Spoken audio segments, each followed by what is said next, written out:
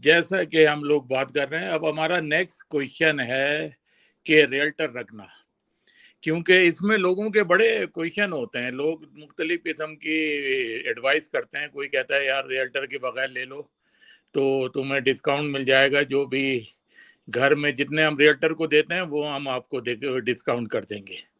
लेकिन उन्हें ये नहीं पता कि रियल्टर और भी बहुत से काम करता है जिससे वो बचना चाह रहे होते हैं। कि उन्हें पता है कि अगर ये खुद लेगा तो एक तो इंस्पेक्शन और इसके अलावा और बहुत मुख्तलिफ चीज़ें होती हैं। तो अगर अच्छा आपके रियल्टर है तो वो बहुत हेल्पफुल होता है। तो ये आप इसके बारे में बताएं कि रियल्टर क्यों ज़रूरी होता है कि हम रियल्टर को रखें। अरे भाई, इसके लिए एक सिनेरियो मैं प्रेजेंट करती हूँ, व्यूअर्स के लिए समझना बहुत आसान होगा। देखिए, जब भी कोई घर लिस्ट होता है तो एक सेलर अपने एक रियल्टर को हायर करता है कि मेरा ये घर सेल करो। So legally that realtor is bounded कि वो अपने सेलर के इंटरेस्ट में और फेवर में काम करे। अब सामने से जब एक बायर आता है तो बायर को की हेल्प करना, देखिए वर्ड हेल्प जो है ना वो लीगली इसके मतलब कनाडा में बहुत डिफरेंट है, अल्बर्टा में हेल्प का मतलब ये है कि working in the favour of the buyer और working to help the transition proceed, those are two different words. तो जब कोई बायर सामने से आता है और उसका अपना कोई रियल्टर नहीं होता, so technically, I wouldn't say technically, legally seller के रियल्टर की रिक्वायरमेंट है कि वो हर वो काम करे जो विदाउट फ्रॉड और मिसलीडिंग के साम अपने सेलर को फायदा पहुंचाए। तो मे बी पॉसिबल हो सकता है कि अगर एक बायर है वो बगैर रियल्टर, अपने रियल्टर के like without buyers realtor proceed करता है या उनसे कांटेक्ट करता है, तो लीगली उसने सिर्फ वो इन्फॉर्मेशन प्रोवाइड करनी है। अब क्या वो बायर के फेवर में वर्क करेगी advice? No, like they will be honest about the things, but they cannot legally help the buyer, वो फेवर कर ही नहीं सकते। सही। अब होता ये कि समटाइम्स इट इज पॉसिबल कि जो सेलर का रियल्टर होता है वो कहता है कि अच्छा, I can be the transaction facilitator, मैं तुम दोनों के लिए ट्रांजैक्शंस को ईज कर देता हूँ। But technically what's happening is now in this situation वो किसी को भी फेवर नहीं दे सकते। अब इस सिचुएशन में it's a clear conflict of interest, right. अब एक इंसान जो हायर्ड हुआ था कि मैं आपका ये घर बेस्ट प्राइस पे सेल करवाऊंगा, सेलर का इंटरेस्ट है best price, like highest price, sorry seller का, और बायर का इंटरेस्ट है लोएस्ट प्राइस। तो एक्चुअली विन विन सिचुएशन हो नहीं सकती अगर आप समझें तो, किसी एक का विन किसी दूसरे की लॉस हो गया फॉर श्योर। तो इसलिए बहुत नेसेसरी और आइडियल होगा कि हर बायर अपना रियल्टर खुद करे, ताकि वो दोनों आपस में निगोशिएट करें और हर एक अपने क्लाइंट के लिए best deal. And it's not just the price, it's terms and conditions as well. So some terms and conditions ऐसे कि अच्छा सही, हम प्राइस पे तो निगोशिएट कर जाते हैं, बट ये तुम रिपेयर्स फिर करवा के दो, या इस तरह से हमें फिगर आउट करो। मतलब there are lots of terms and conditions, या अच्छा सही है प्राइस ये है तो फिर हम ये कंडीशन भी चाहते हैं अपनी। There are so many things. तो अब अगर एक इंसान देखिए, एक रियल्टर जो काम कर रहा है, बायर्स को रिप्रेजेंट कर रहा है, ये उसका पहला घर नहीं है ना पहली ट्रांजैक्शन है, वो कई ट्रांजैक्शंस पीछे से कर चुके हैं। दे अंडरस्टैंड कि एक डील को कैसे स्ट्रक्चर करना है और अपने बायर के फेवर में काम करना है। वेयर एज अगर आप कहते हैं कि नहीं, मैं उनको हटाऊंगा और मैं खुद से निगोशिएट करूंगा, well legally, or like there's no legal requirement to go with your own realtor, but yes, आप बहुत अपना आपको रिस्क में डाल रहे हैं। अच्छा, एक नहीं, कई फर्स्ट टाइम होम बायर्स ने मुझे ये भी बताया कि हम अपना रियल्टर इसने नहीं ले जाना चाहते कि अगर हम रियल्टर को ले जाएंगे तो हमें उसको पैसे देने पड़ जाएंगे। तो आई थिंक ये जो हमारा नेक्स्ट क्वेश्चन आ रहा है वो कंप्लीटली इसको आंसर करता है। But just to short answer for your question कि इट्स हाईली रिकमेंडेड अपने आप को रिस्क में मत डालें और गो विद बायर्स रियल्टर। अच्छा, रियल्टर भी मुख्तलिफ किस्म के होते हैं। लोगों का मैंने जनरल देखा है, उनके एक्सपीरियंस अच्छा नहीं रहा इससे पहले जो रियल्टर के साथ है। तो सबसे पहले तो लोगों को, जो भी बायर न्यू होम बायर है, उसको ये देखना चाहिए कोई अच्छा रियल्टर ढूंढे जो कि उसके लिए काम कर सके। ये ना हो एक सिर्फ कमीशन के लिए काम कर रहा है और उसको कोई इंटरेस्ट नहीं है। उसे ये है कि जल्द से जल्द डील हो और उसे उसका कमीशन मिल जाए।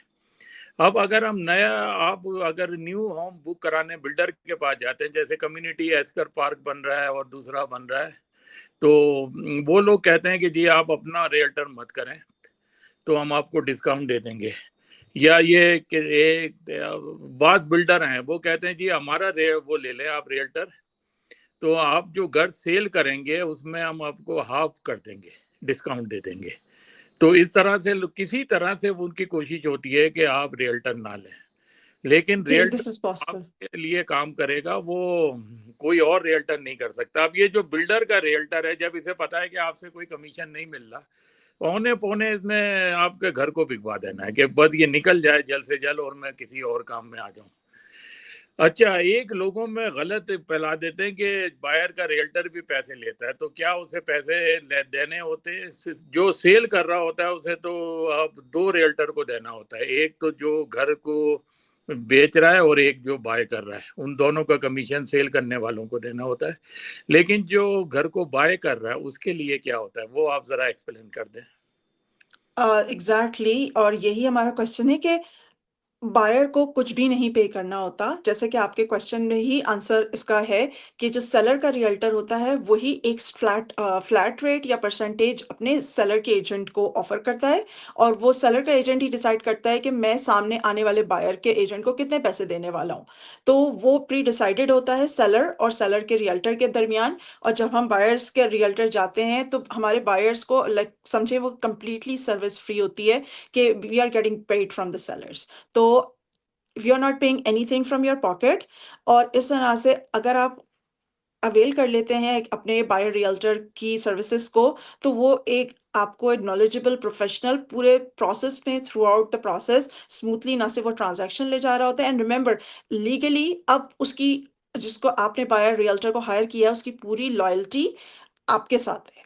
तो वहाँ से अगर कोई रेड फ्लैग नज़र आता है या कोई ऐसी चीज़ आती है, जैसे फॉर एग्ज़ाम्पल मैं आपको एक बताऊँ, एक बड़ा कॉमन है, आप किसी घर को देखने जाएँ and you are thinking okay fine, मैं ऑफ़र डालूँ, नहीं डालूँ, सोच रहे होते हैं। सेलर के रियल्टर का अचानक से एक मैसेज आने लगता है, oh you are putting the offer or not, just so you know we have few offers. All of a sudden एक घर 30, 35, 40 दिन से मार्केट पे पड़ा हुआ था। आज मैंने देखा, अभी मैं सोच रही हूँ, मैंने उसको कहा है just so you know we might be putting an offer. आपका अचानक से मैसेजेस आने लग जाते हैं just to create an urgency. और वो यहाँ तक भी एक दो हुए हैं केसेस कि वो कहते हैं अच्छा मैं आपको उस रियल्टर का नंबर दे देता हूँ ताकि आप बात करके कंफर्म कर लें। लाइक क्या गारंटी है कि आप जिसका नंबर मुझे दे रहे हैं वो आपका दोस्त भाई बंदा नहीं है? क्योंकि मैं उसको कॉल करके अगर पूछ भी लूँ, तो वो कहेगा हाँ हाँ बिल्कुल मैं तो ऑफर डालने वाला हूँ। और आपको मैं बताऊं कि मुझे फर्स्ट हैंड, जब मैं इस मतलब प्रोफेशन में नहीं थी, तो उन्होंने मतलब आई एम सॉरी, प्रोफ़ेशन में नहीं थी, तो मैंने कहीं ओंटारियो के ग्रुप्स में पढ़ा है, और ये अल्बर्टा के भी कुछ ऐसे ग्रुप्स थे। वो कहते हैं कि कभी-कभार सेलर के अपने रियल्टर्स भी जो होते हैं या किसी के भी कोई रियल्टर्स, वो उनके 4 दोस्त होंगे रैंडम, और वो कहते हैं कि तुम जो है ना बस एक ऑफ़र भेज दो। बस किसी से भी एक ऑफ़र भिजवा दो। तो क्यों ऑफ़र भिजवा दो? कुछ लोगों ने इस पे रेज़िस्ट किया कि नहीं हम नहीं भिजवाना चाहते, हमारा अपना लाइसेंस खराब होगा। Just to create an urgency, या वी कैन शो यू कि हमारे पास तो बड़ी ऑफ़र्स आई हैं। तो there are so many things, like somebody is in the profession for such a long time, उसने कितनी ट्रांज़ैक्शंस कर ली हैं, एंड एक न्यूबी एंटर हो रहा है। डू यू थिंक आप उनके टैक्टिक्स को समझ भी पाएँगे क्विकली? सो सही। It's better to have some representation. Again buyers को कुछ पैसे नहीं देने हैं, बल्कि उल्टा बायर्स के जो रियल्टर्स होते हैं वो क्लोजिंग पे गिफ्ट्स दे रहे होते हैं, and again they are like closing gift. और फिर एक लाइफ टाइम रिलेशनशिप है, आपकी होम एनिवर्सरी आ रही है, and then so good relationship, तो आपकी पॉकेट से कुछ नहीं जा रहा होता उल्टा आपको गिफ्ट्स ही मिल रहे होते हैं एट द एंड। अच्छा, रियल्टर का कितने अरसे का कितने मंथ का कॉन्ट्रैक्ट होता है? जैसे मैंने किसी रियल्टर से बात की, मुझे घर बाय करना है, अब वो यूजुअली जो कॉन्ट्रैक्ट हम करते हैं रियल्टर के साथ, वो कितने महीने का होता है? Completely negotiable. अब यूजुअली जब बात करते हैं और बैठते हैं, तो हम सबसे पहले पूछते हैं आपकी टाइमलाइन कितनी लंबी है रियलिस्टिकली। तो whatever two parties agree on, आप वो टाइमलाइन रख सकते हैं। और ये भी हो सकता है कि इनिशियली आपने लगा हाँ 3 से 6 महीने मुझे लग जाएंगे, आपने 3 से 6 महीने का कॉन्ट्रैक्ट साइन किया, बट देन यू रियलाइज्ड कि मीनवाइल चीज़ें उस तरह से नहीं जा रही जैसा कि उन्होंने प्लान किया था, प्रोफेशनलिज्म को लेके हो सकता है, किसी भी चीज़ को लेके हो सकता है, then this can be terminated as well. It's just a mutual understanding है कि कब एंड करना है, and make sure it's in the written. और जब भी आप साइन करें उसमें देखें कि कोई ऐसी क्लॉज तो नहीं डली हुई है कि अगर आपने इतने टाइम में या इतने घर देखने के बाद जो भी, या आपको वो फीस भी पे करनी है, so make sure before you sign that agreement you read that out fully. हाँ, ये लोगों को मेरी तरफ से एडवाइस है कि आप एक एक लाइन रीड करें और उसे रियल्टर को साथ बिठाकर और उसी से कहें कि एक्सप्लेन करो। कोई ऐसी कंडीशन ना डाल दे कि आपने कॉन्ट्रैक्ट अगर कैंसिल किया तो आपको इतने पैसे देने होंगे या ये करना होगा, इतने घर दिखाएंगे। इसी जी। के अंदर आपने घर को पसंद करना है। क्योंकि यूजुअली होता है वो आपको कई जगह सुनने में ये आया है कि ये भी पॉसिबल है कि आपको एक पेपर हाथ में दिया जी बस ये साइन करें ताकि हम घर दिखाएं। तो मे बी वो कभी बैठे ही नहीं और लाइन बाय लाइन, क्योंकि मे बी इतने बिजी रियल्टर थे।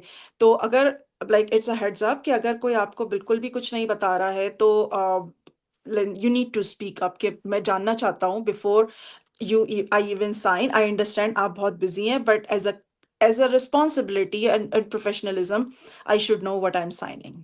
अच्छा, एक ये हो सकता है कि मैं कॉन्ट्रैक्ट ही साइन ना करूं रियल्टर के साथ, वैसे ही कहूं कि मुझे घर दिखा दो, मुझे पसंद आया तो मैं कर लूंगा। इन दैट केस खुद मैं रियल्टर के साथ मिलके काम कर रहा हूँ, किसी से कॉन्ट्रैक्ट साइन नहीं किया। वो भी दिखा रहा है, ये भी दिखा रहा है, तीसरा भी दिखा रहा है, जो मुझे अच्छा लगा मैंने पसंद कर लिया। Is it possible? बहुत सारे लोग ऐसा करते हैं और वो अपने आप को किसी लीगली कॉन्ट्रैक्ट में बाइंड नहीं करना चाहते, बट आई वुड रिकमेंड कि अगर someone is interested working in with me, then I will explain कि क्या है कॉन्सिक्वेंसेस, कि हम क्यों कभी कभार हमें रिक्वायर, नॉट कभी कभार, like we why we need the signature. So some people, some realtors may choose not to get anything signed, but if you understand the contract, there's nothing that holds you accountable कि अगर इस time के बाद आप exit करना चाहें तो आप नहीं कर सकते। Like there's always pros and cons and clauses which can be discussed. या मेरा जो वो है कि ये रियल्टर कहते हैं 3 मंथ का कॉन्ट्रैक्ट है, इससे के अलावा आप किसी और से बात नहीं कर सकते, आपने जो So, करना है हमसे करें। so तो there's a thing called exclusive buyer representation agreement. When you sign that, it's called exclusive representation. So of course, अगर वो आपने exclusive representation contract sign किया हुआ है, that's why आपने फिर exclusively उनसे ही बात करनी चाहिए। But I understand it goes a long way. तो आप पहले से ये डिस्कशन करें कि हम और भी किसी से कर रहे हैं। और अगेन अगर मुझे ऐसा लगता है, मैं पर्सनली अपने लिए कहूँगी, अपने दूसरे इंडस्ट्री एजेंट्स के लिए तो नहीं कह सकती। अगर कोई मुझे ऐसा कहता है तो I want to know like क्या है जो मेरी परफॉर्मेंस में लैग कर रहा है जिसकी वजह से आपको किसी दूसरे को जाना पड़ रहा है, क्योंकि मार्केट में वही डेटा मौजूद है जो एक के पास है वो दूसरे के भी पास है। सो इट्स नॉट लाइक उसका दिखाई हुई चीज मुझे ज्यादा पसंद आ रही है, आपकी दिखाई हुई चीज कम पसंद आ रही है। तो that means there is something wrong in telling them कि हमारी सर्विसेज किस तरह वर्क करती है। दैट्स वाई उनको 3 के पास जाके शॉप अराउंड करना पड़ रहा है। अच्छा, आप कितने घर दिखाती हैं लोगों को? क्या आपकी लिमिट होती है? अब नया वाला, अब जैसे हमने लिया हुआ, हमें पता है बंगलो क्या होता है, हमें पता है डबल स्टोरी क्या होता है, हमें पता है ये डिफरेंट टाइप ऑफ होम, हमारी ये रिक्वायरमेंट है, हमें क्या चाहिए। जो नया आया उसे नहीं पता बंगलो किसे कहते हैं, उसे नहीं पता 2 स्टोरी इसे किसे कहते हैं, उसे बाई लेवल किसे कहते हैं, ये सारी चीज़ों का नहीं पता। तो वो तो हर चीज़ पहले देखेगा कि उसे कौन सी पसंद आ रही है। तो आपका क्या लिमिट होती है, आप कितने घर दिखाती हैं एक को? It comes down to the initial meeting, जो कि एक्सक्लूसिव बायर रिप्रेजेंटेशन एग्रीमेंट जो कॉन्ट्रैक्ट की हम बात करते हैं, where we sit down with the client to understand their needs. और फिर पिक्चर्स बहुत सारी अवेलेबल होती हैं just to understand like this is part of our presentation कि ये चीज़ें अवेलेबल हैं, आपको कौन सा लाइफ मतलब स्टाइल सूट करता है, किसके प्रॉस एंड कॉन्स क्या हैं, and we can go from there कि अच्छा, उनको कौन सा मॉडल सही लगता है। जैसे एच जी टीवी आता है, ये पहले उसमें आता था शो में, अब आई पी टीवी में भी है।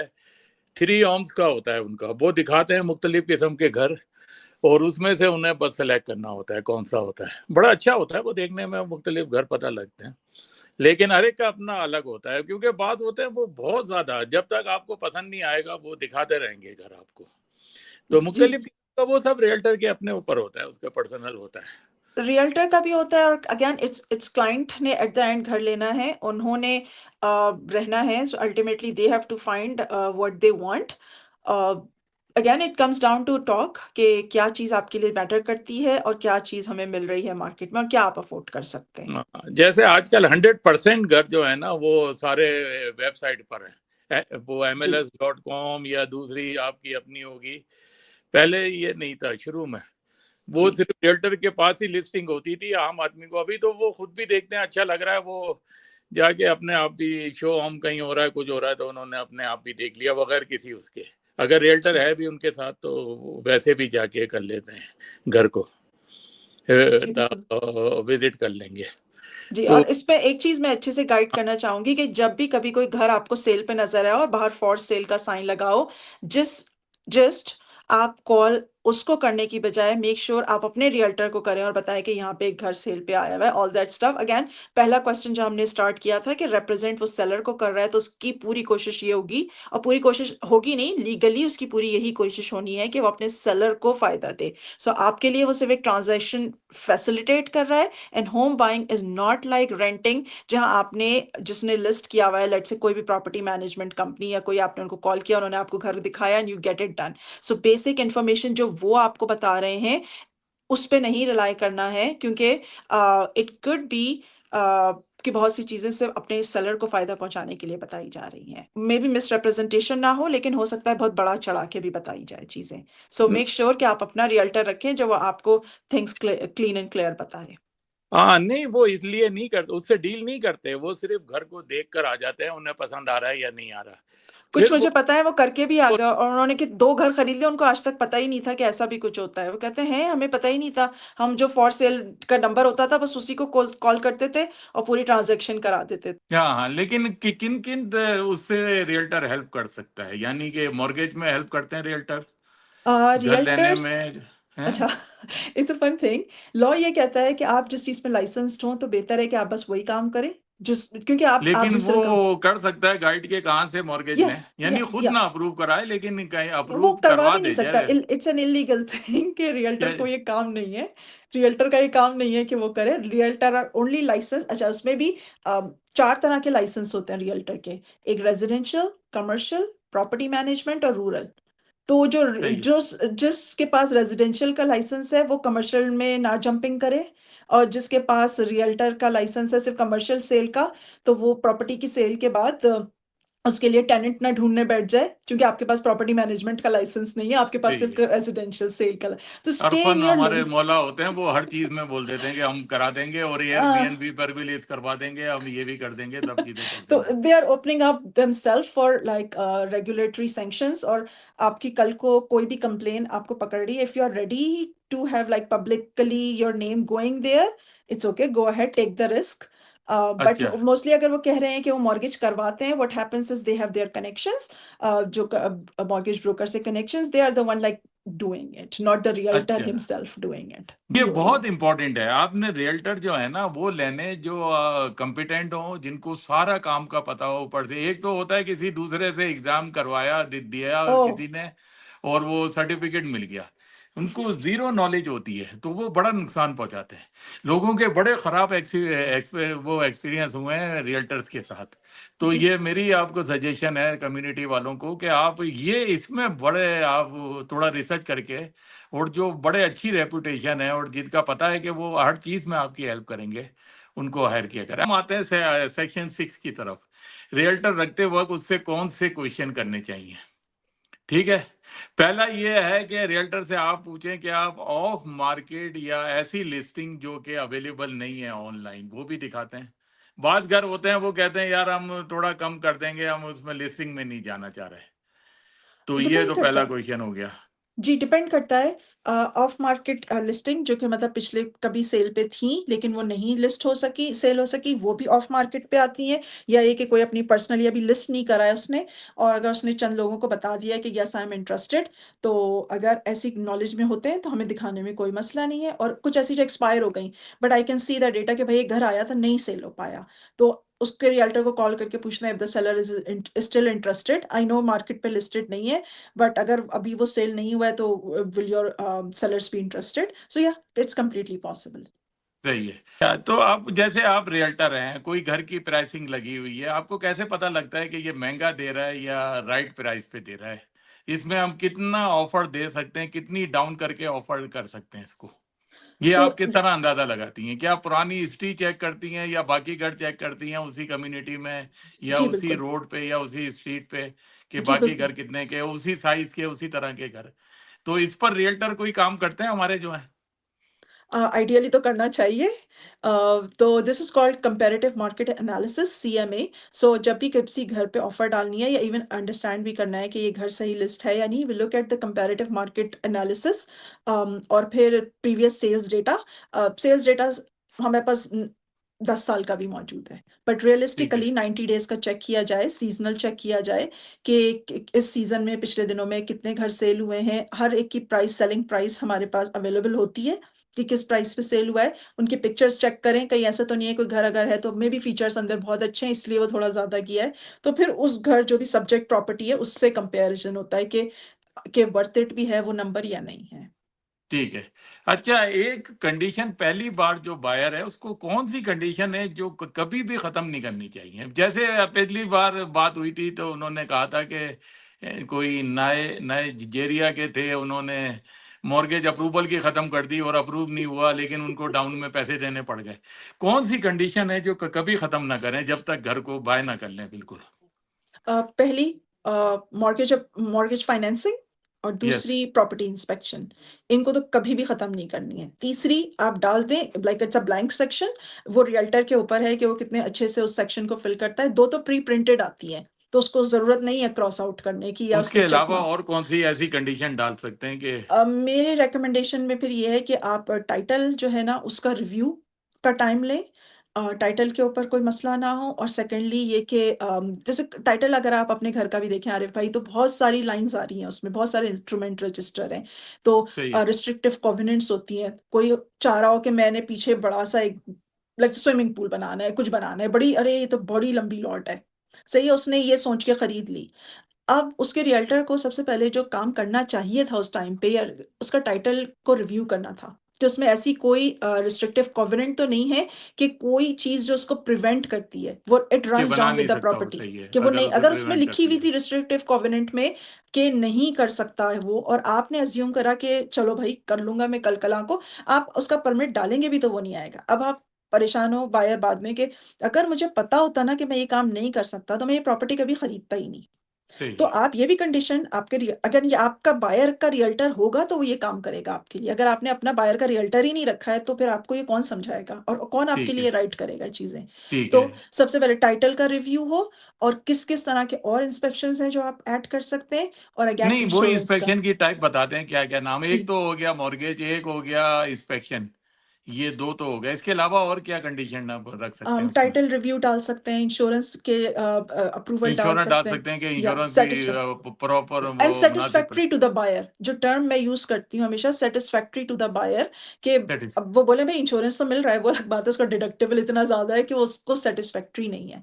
सो इट ठीक हैज़ है, टू बी द लाइक जो लॉयर्स ने हमें ट्रेन किया है, हम रियल्टर्स को, तो वो इस पे करते हैं कि the language matters most, how it's ठीक रिटन, है। वही कोर्ट में चैलेंज होता है। अच्छा, एक आपसे क्वेश्चन है, अभी बात हो चुकी है इस पे ऑलरेडी, इंस्पेक्शन के वक़्त कभी रियल्टर होते हैं साथ देखने के लिए कि ये सही से इंस्पेक्ट भी कर रहा है या नहीं कर रहा? और अ इंस्पेक्शन में कितनी हम वो रख सकते हैं कंडीशन में कि अगर इससे ज़्यादा प्राइस आई हम इसे कैंसल कर सकते हैं? बिल्कुल। सील के डी अपनी जो हमारी वो चल रही है सेल की। यानी अगर बहुत ज़्यादा इंस्पेक्शन में कॉस्ट निकल आई, बहुत ज़्यादा खराबियाँ निकल आई इंस्पेक्शन में, तो अ, उसके ऊपर या रियल्टर होते हैं कभी इंस्पेक्शन के होते तो नहीं है वैसे।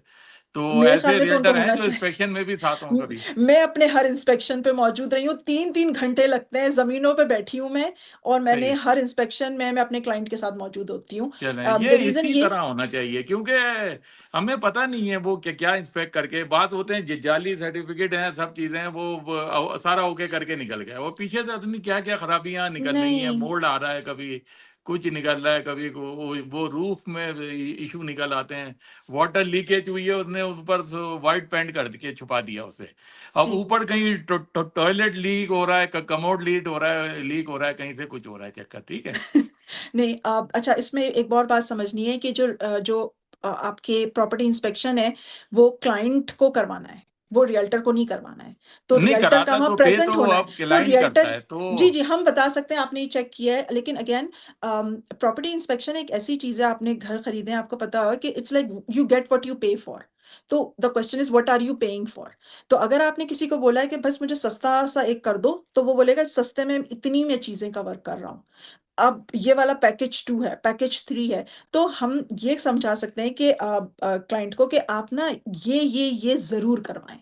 सिर्फ़ सस्ते में नहीं जाएँ कि ये महँगे में करता है, ये सस्ते में करता है। हो सकता है सस्ते में वो इसलिए कर रहा हो कि वो बहुत सी चीज़ें कवर ही ना कर रहा हो। जैसे आपने एक सही। अपना बताया ना कि वो हो सकता है उसका एक्सपेंसिव हो, जो आप चीज़ें काउंट कर रहे हैं हाँ, कि हाँ, वो मोस्टली उस वो नहीं ज़माने करते। के रेट अभी के बराबर हैं, वो पैसे इसने लिए थे लेकिन बड़ा अच्छा इंस्पेक्ट करके दिया एग्ज़ैक्टली, था। यू गेट व्हाट यू और पे मैंने फॉर। कैंसल कर दिया था, मेरा ऐसा दिल खराब हुआ जो उसने खराबियाँ बताई।